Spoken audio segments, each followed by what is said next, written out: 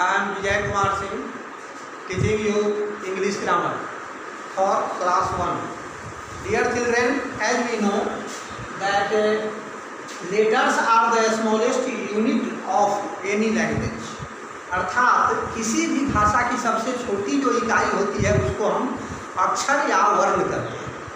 क्योंकि किसी भी भाषा में वाक्यों का प्रयोग होता है और वाक्य में एक से अधिक शब्द होते हैं और शब्दों का निर्माण लेटर्स से होता है।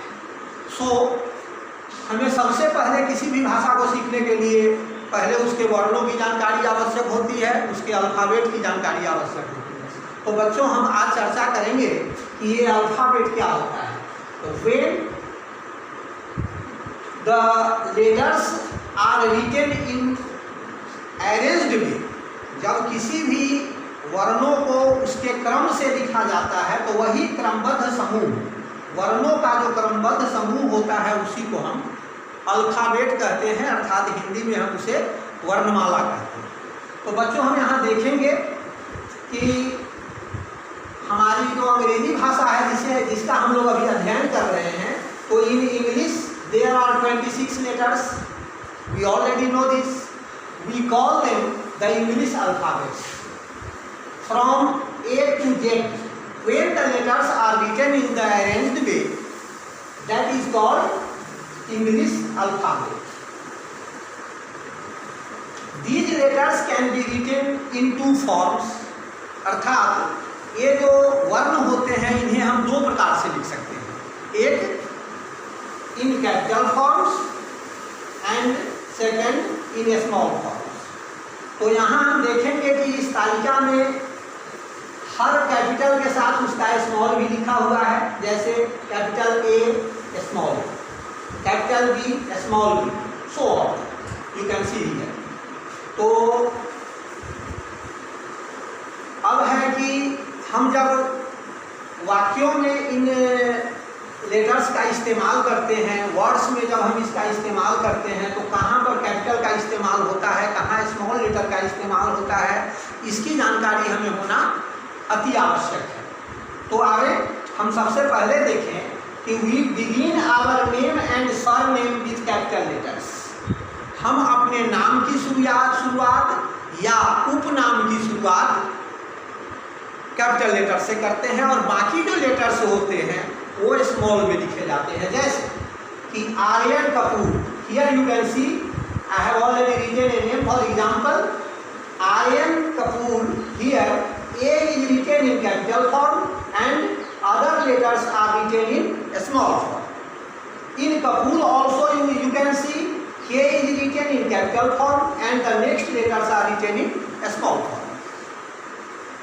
हम यहाँ पर जान लें कि नाम हो या उपनाम, जैसे अजय यादव, मीरा कुमारी, सरिता देवी।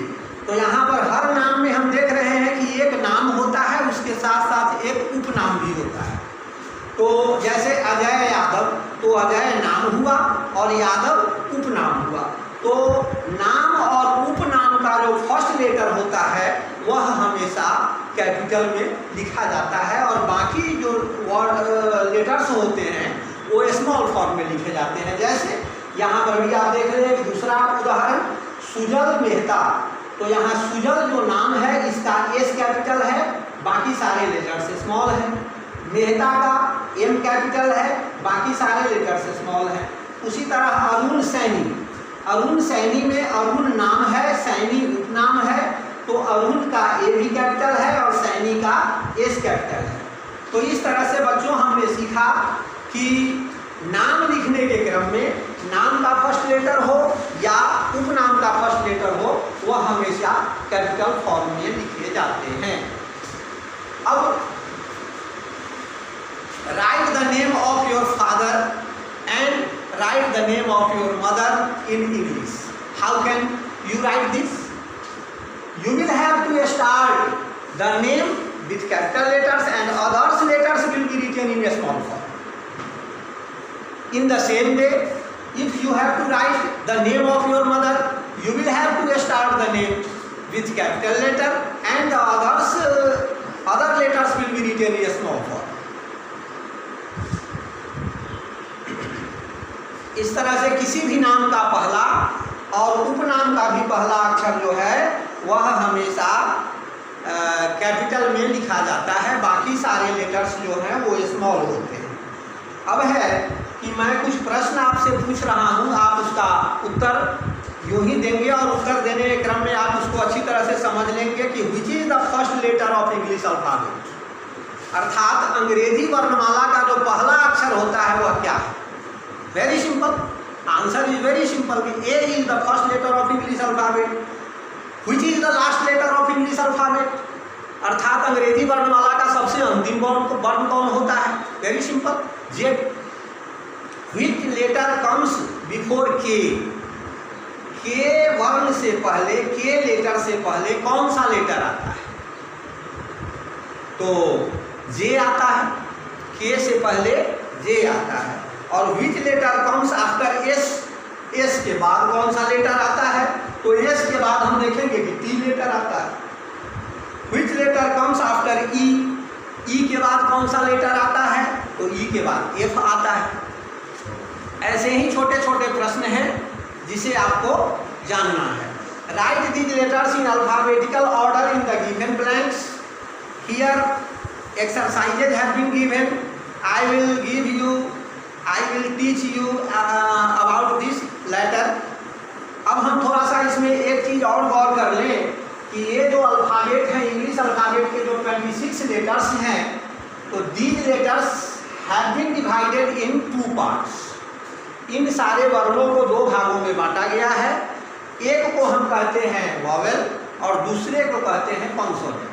वॉवेल का हिंदी स्वर होता है जबकि कॉन्सोनेंट का हिंदी व्यंजन होता है। तो अंग्रेजी में 5 स्वर हैं, इसको आप देख लें। एक ए, ई, आई, ओ और यू, ये 5 वॉवेल कहे गए हैं और रेस्ट जितने भी बच गए लेटर्स वे सारे कॉन्सोनेंट कहलाते हैं। आज के लिए बस इतना ही।